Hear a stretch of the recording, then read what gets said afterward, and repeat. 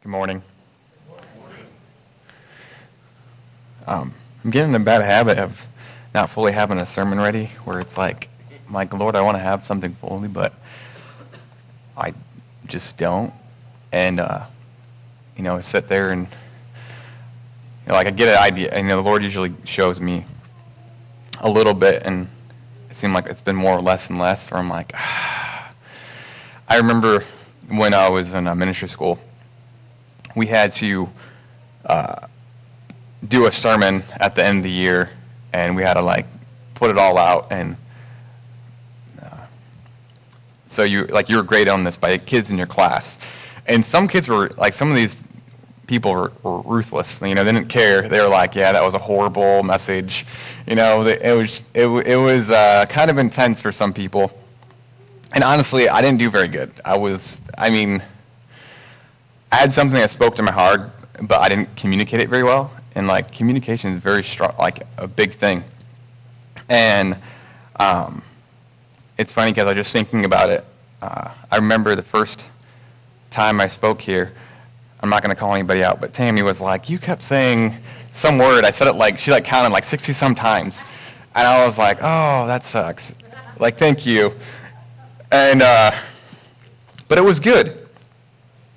And then the next time I preached, she's like, "Did you try not saying that?" And I was like, honestly, I didn't even think about it. It was just the Lord supernaturally touched something where it was I was better at communicating than I was before. He does that. I heard the Lord say, and something Vicky said, strengthen yourself in the Lord. I believe she said this last Sunday, and I kept hearing this, and I'm like, okay, what is, strengthen yourself in the Lord. So I started reading about David and just his life. And everybody knows the story of David and how he fought Goliath and all this stuff. But it just astounds me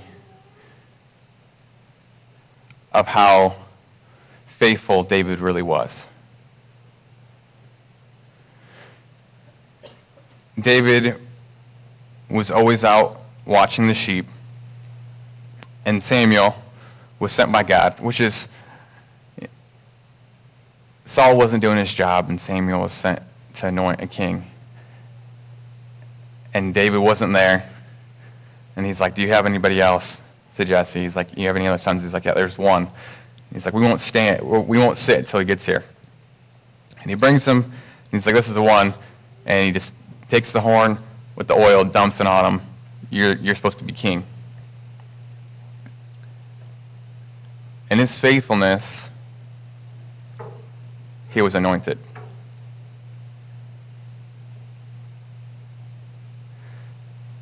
He wasn't out.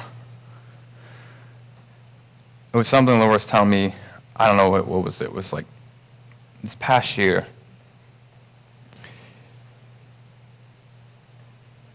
Sometimes we feel like we have to position ourselves in the right place to get promoted, or we have to position ourselves here or there, and we think so hard of oh, if I could just be this and I'd be recognized here.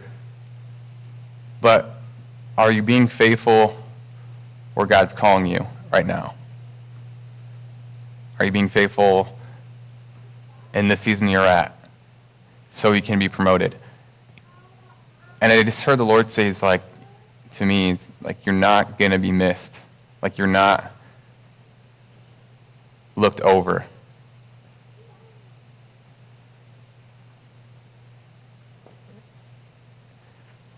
So David's anointed for king, and Saul doesn't know about this.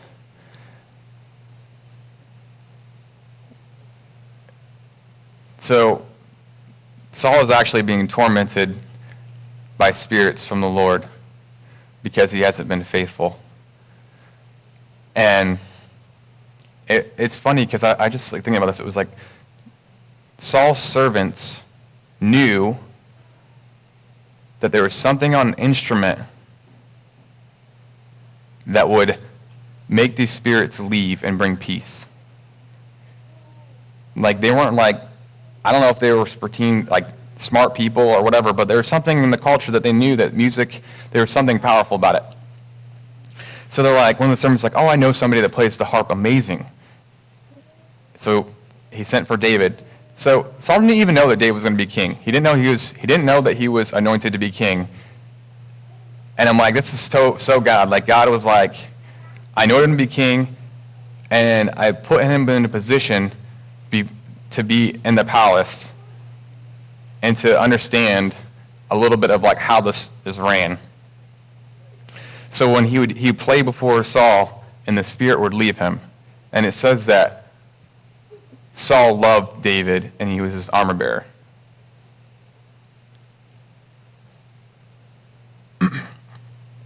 And then one day, his father told him to bring food. I'm going to go to the scripture because I think it's funny if I can find it. See, I have these notes all over. If I can find this.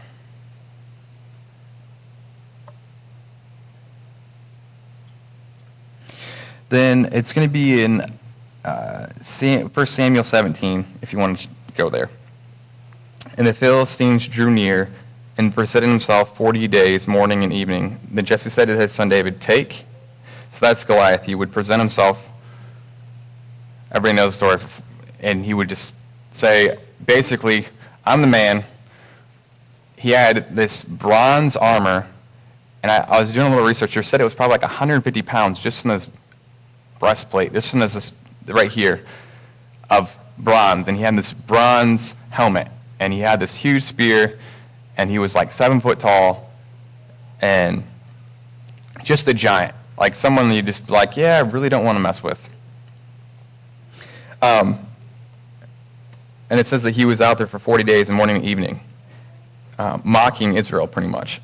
Then Jesse said to his son David, take now for your brothers an ephah of this dried grain and these 10 loaves, and run to your brothers at the camp, and carry these 10 cheeses to the captain of their 1,000, and see how your brothers fare, and bring back news of them. So I heard somebody say this, and I just thought it was so funny. He was essentially bringing pizza. He was bringing bread and cheese. So he was the pizza delivery guy for his brothers, and I was like, that is so funny. Like, but he was like, David wanted to see what was going on more than anything, but he was the pizza delivery guy to these people, and he gets there, and he doesn't understand why this guy's out there and nobody's doing anything about it. But I realized he was anointed to be king, so he's pretty much like, I can do whatever right now, and I know the guy's going to protect me because I'm anointed by him. So everybody knows the story. He goes out there. Saul was trying to give him his armor. He's like, here, if you take this armor, like, you'll be protected. You can't just go out there. And he's like, trying to move, can't move. He's like, it's so many times we try to take on someone else's identity and someone else's, life message or what they can bring. And it's like, we can't move in that. Like, God has called you to be you. And it looks differently. And sometimes you feel misunderstood. And it's like, David was going against this huge guy in this armor that is like just shining. And you can just tell this guy's a beast. And he's, everybody's like, you need something to protect yourself because obviously you're probably going to die. So at least if you wear some armor, that'd be nice. And, it's just funny because what looks wise to someone else may not be wise to you. And God is calling you to be you and how he's called you. Whether you're understood by your friends or your family, he's calling you to be who God's called you to be, who he's destined you to be. So David's like, yeah, I can't do this. I cannot wear your armor. And he goes out and gets ready for battle, and he just has his sling and like a satchel. I don't know what they called it. I forget. And he picks up 5 smooth stones. And Goliath just sat there and just started mocking him. And he's like, you have come against Israel and God's people. And you're coming down. And it's just funny to me because he took one throw, one swing, and he hit him right in the head. Knocked him down, dead. Cuts off his head. And they start singing about him, the women.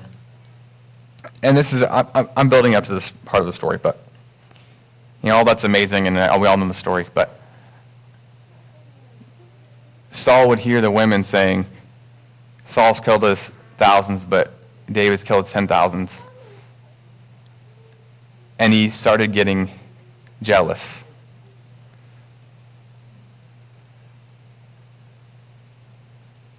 Started getting angry. And it was crazy to me because I'm like, David being so innocent, but yet having such a fire in him. And he would still come. He would come before the king, and he would still play before him. And multiple times, the king would try to kill him while he's playing. He would grab a spear, and he would throw it at him, and David fled, I believe, 3 times. So it wasn't just like, oh, David just randomly, think about this. David killed the giant, the thing that was like oppressing your people, that was basically like you were going to go into slavery, is what it looked like. It looked like all of Israel was going to go right into slavery. David kills him, and because of a song, Saul got jealous. David would still come play before him, and Saul would try to kill him 3 times, just when he's playing. And I'm like, if someone tried killing me like once, I'm pretty sure I wouldn't go back. Seriously, I'm like, that's called faithfulness. So, David developed or had a great relationship with Jonathan, Saul's son. And if you look back a couple chapters in Samuel, it talks about Jonathan. And Jonathan was an amazing man of God. An amazing man of God. One time he was with his armor bearer, and he's like, "Let's go. Don't let anybody know. We're just going to go. We're going to go off. We're going to go fight." And if you can imagine, it says that he's like, the armor bearer says, "Whatever you want." He said, "You think it's the Lord's will for us to go fight?" He's like, "Whatever you want to do, I'll do it with you." The armor bearer's like, "Whatever." And Jonathan's like, sees the army over there, the Philistines, and he's like, if they tell us to come up to them, then we know that the Lord's prevailed into our hands. But if they come down to us, then we know it's not. And if you read it closely, it talks about how he's on his hands and his knees, and he's climbing. So he's like climbing up. So it's like, obviously, they're not going to come down. They're going to say, "Come up here." You know what I'm saying? So it's like, he's climbing up a mountain to meet them. It was like obvious that they're going to say, "Come up here." But he's like, if they say, "Come up here," God's prevailed them into our hands. Like, we're going to win this. We're going to win this. And they get up there, and you can't imagine, right off, like within an acre, they slayed 20 men. This is like a straight out of a movie. But I'm saying Jonathan was a man after God's own heart just as much as David. He understood that God was with him. And I was thinking about this, and I was like, Jonathan wanted to gave up his right to be king for David. And I got to thinking, I was like, is there people in my life that I would give up my right for the destiny that I have to serve their destiny? And I can name one or two that I just have such a love for.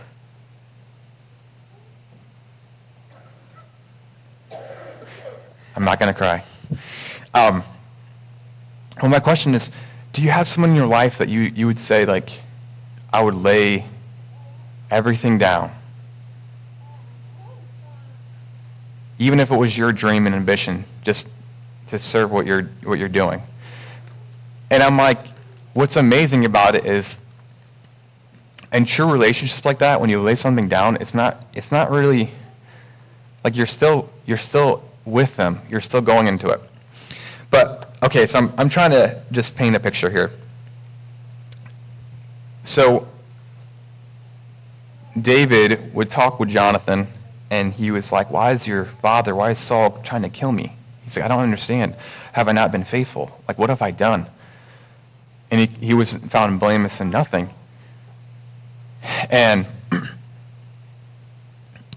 one day, David wasn't sitting at the table, which is, eating, and Saul was like, oh, where's David at?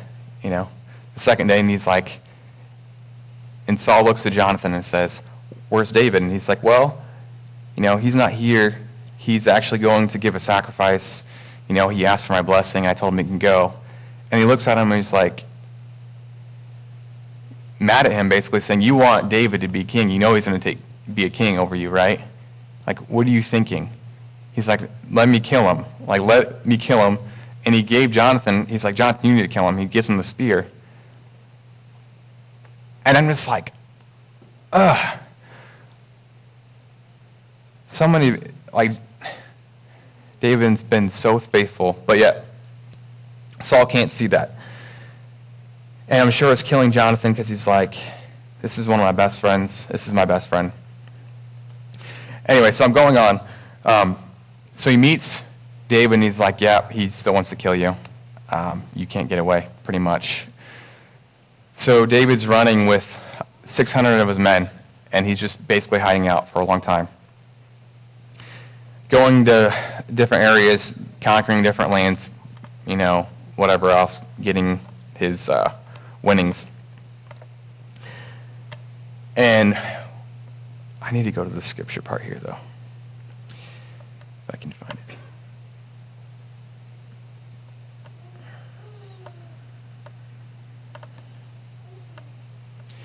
I don't know if I'm going to find it, but it's okay. I'm going off of it anyway. I've been reading it, so. His men were with him for a long time, and they fought by him. And they were okay with all them running around and everything. They didn't like it, but they did it because they loved David. And one day, a different village came in and stole all of the women and children. And this is the verse that I really want to get to. Hopefully I have it here.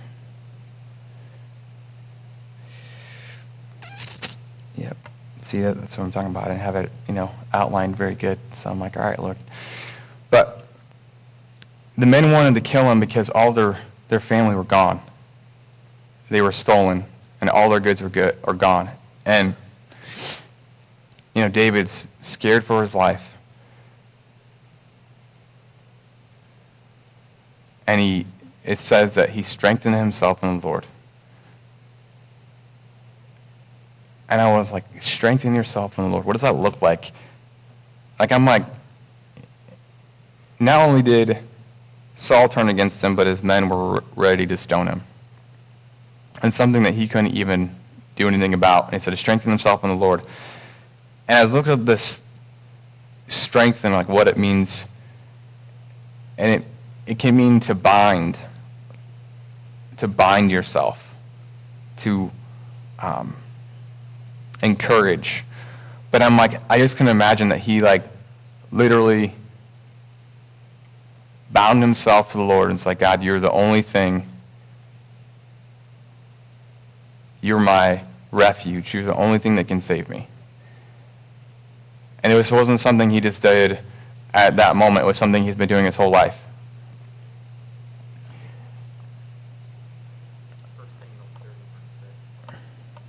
1 Samuel 30, verse 6. Oh, yeah. I read it like 20 different times, but I just don't have it in here. I don't know why.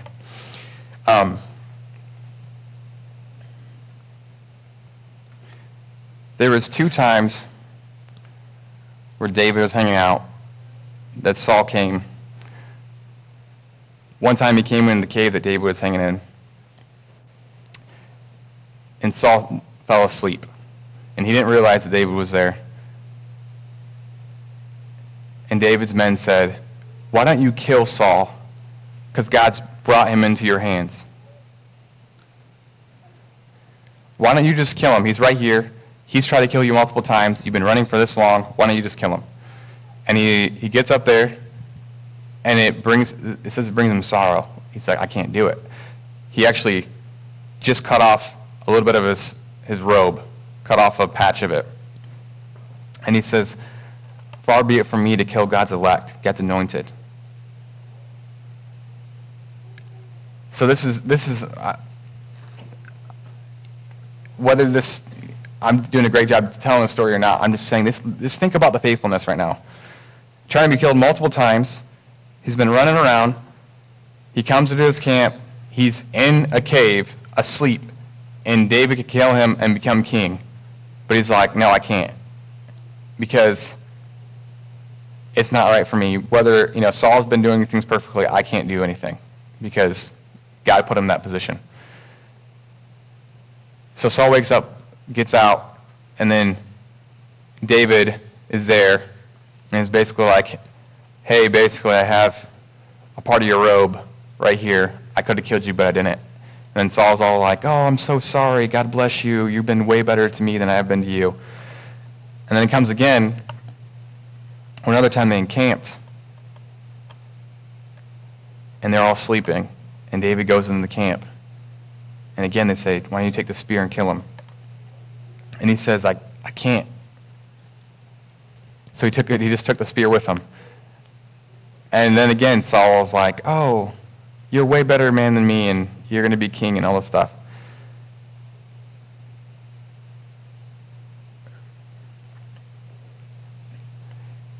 We hear about David and how later on in life he commits adultery, and he's a murderer, and obviously he didn't do things perfectly. But I'm completely wrecked by his grace. There's a couple of different things where I thought, there's verses in there that says, he's a man after my own heart, God said. I was like, first I always thought, maybe it's because he was a shepherd and he always looked after his flock and he was diligent with that, and Jesus, is the good shepherd, and maybe I thought it was that. And then I thought, well, it could be because, he brought in the new covenant with worship. He brought in all the all God's things so he could worship 24/7 around it, David's tabernacle. And I'm like, it could be that. Then I heard Chris Dalton say, well, he left an inheritance for his children's children. And, it could be that. Or maybe he understood grace.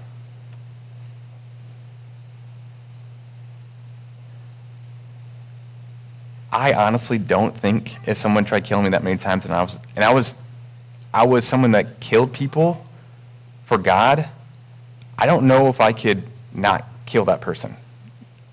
Just saying. Like,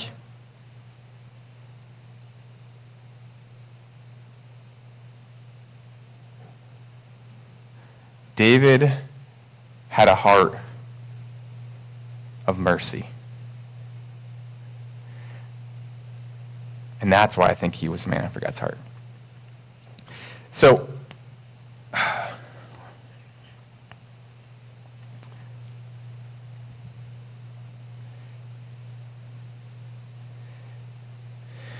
John 15. I am the true vine, and my Father is the vine dresser. Every branch in me that does not bear fruit, he takes away, and every branch that bears fruit, he prunes, that it may bear more fruit. You are already clean because of the word which I have spoken to you. Abide in me, and I in you.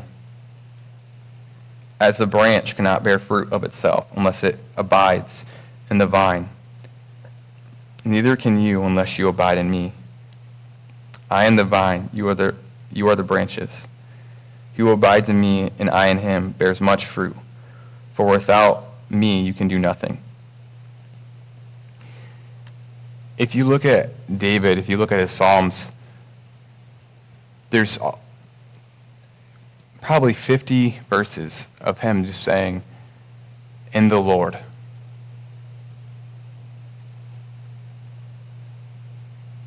I strengthen myself in the Lord, or the Lord is my strength, or like the joy of the Lord. I'm sheltered in the Lord. Like, goes on, and I'm like, Jesus says, I'm the vine dresser.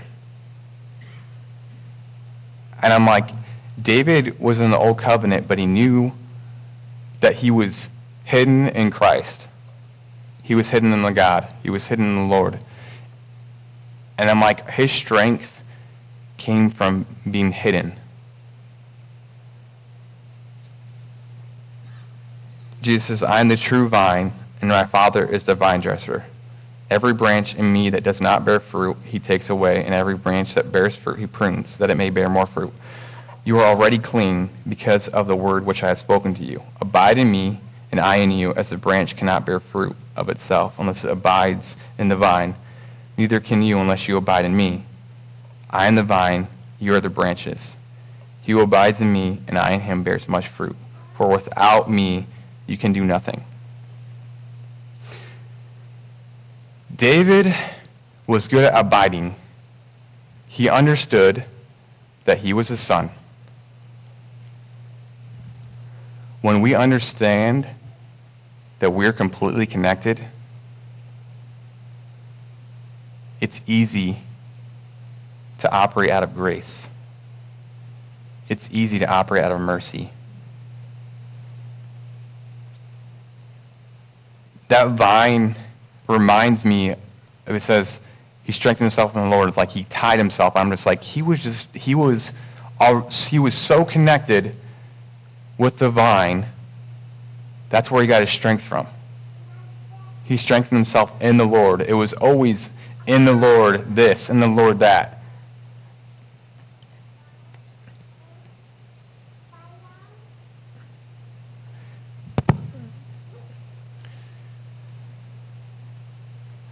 There's a verse in, I believe, John 4. It talks about, it's one of my favorite verses, the woman at the well. And the reason why I love it is because the woman at the well wasn't like perfect. She had 5 husbands.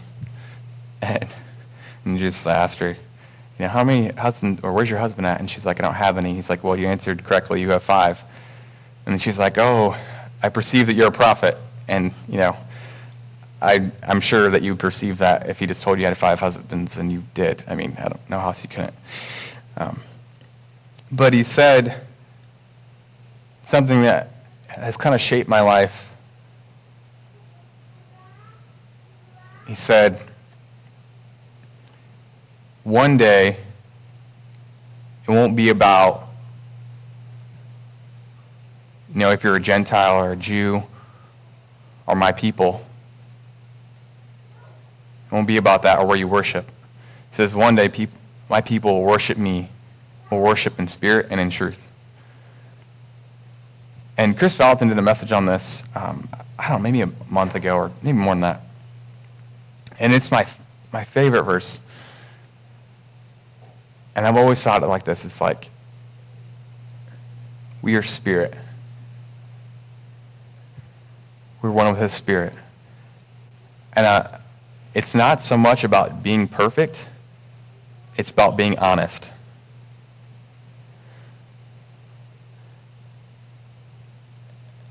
every time David would come before the Lord, he would sing a Psalms, and it could be like, why aren't you protecting me? And then in the very next moment, he's like, you are amazing, and you're my shelter. And I think sometimes we have this idea that we have to have everything perfect in order to communicate with God. And God wants to hear what we're actually thinking, but yet he's God.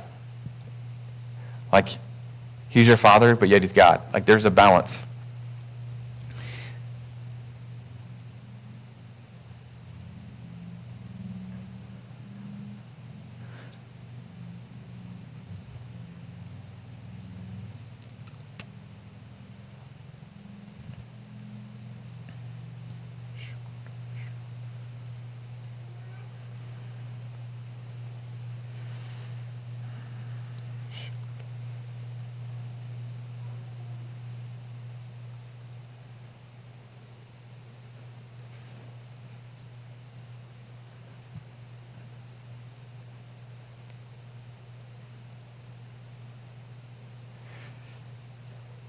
I was talking earlier during worship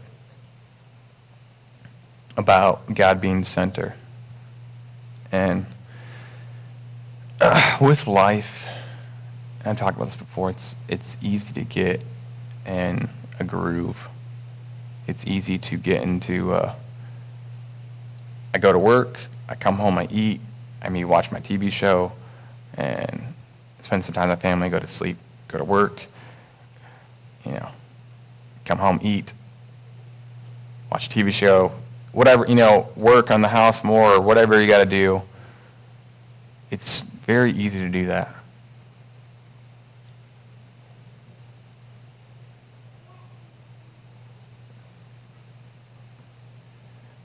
God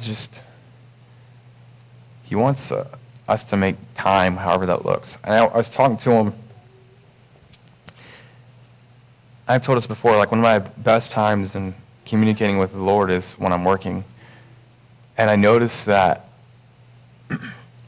lately I've been working in my house, and it hasn't been that. It hasn't been that, like, oh, I have the best conversations with the Lord when I'm working in my house. It's been, oh, I got to get this done.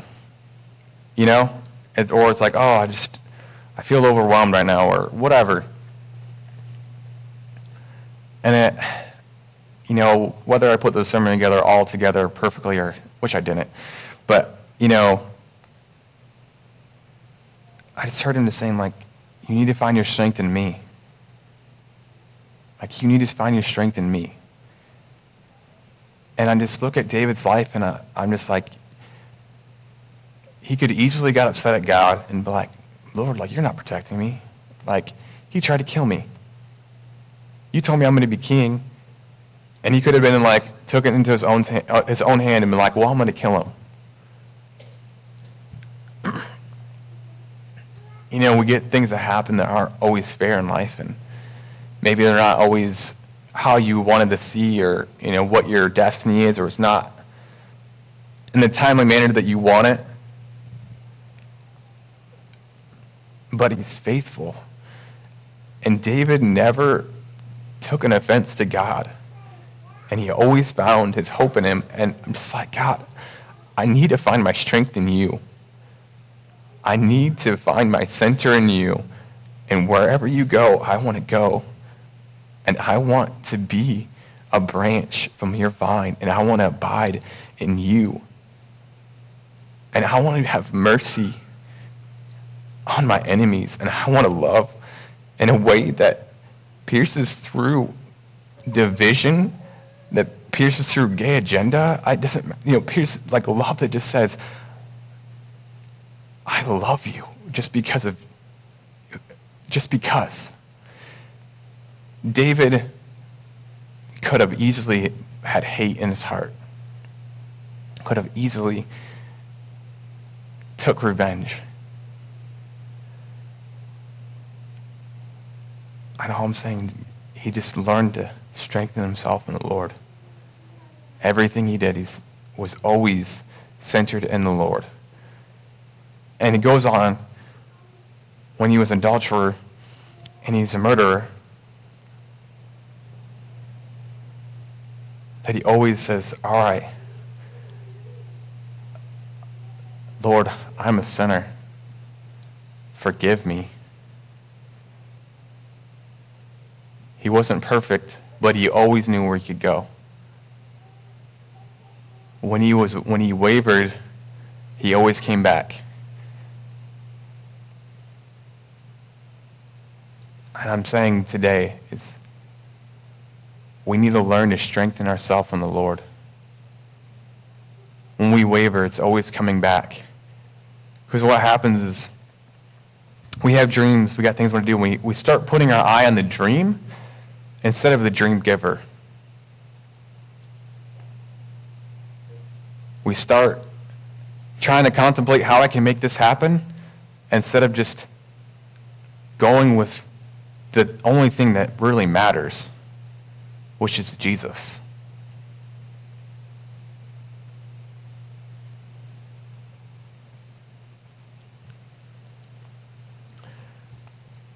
Can everybody just stand?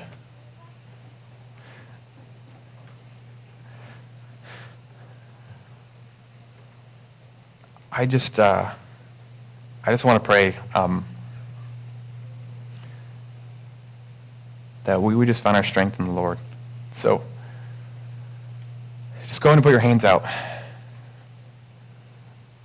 and just repeat after me. Say, Jesus, you are good.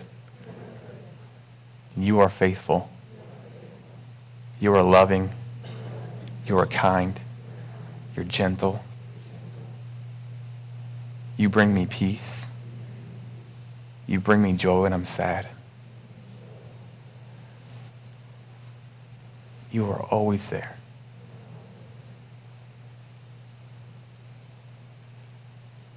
Forgive me if you have not been centered in any area of my life.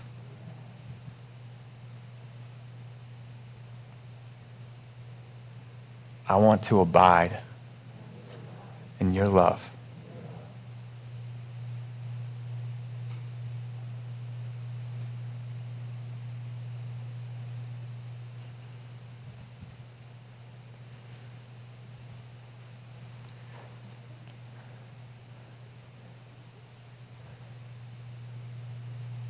Thank you that you have great plans for my life, that I'm destined for greatness on your timeline, not mine.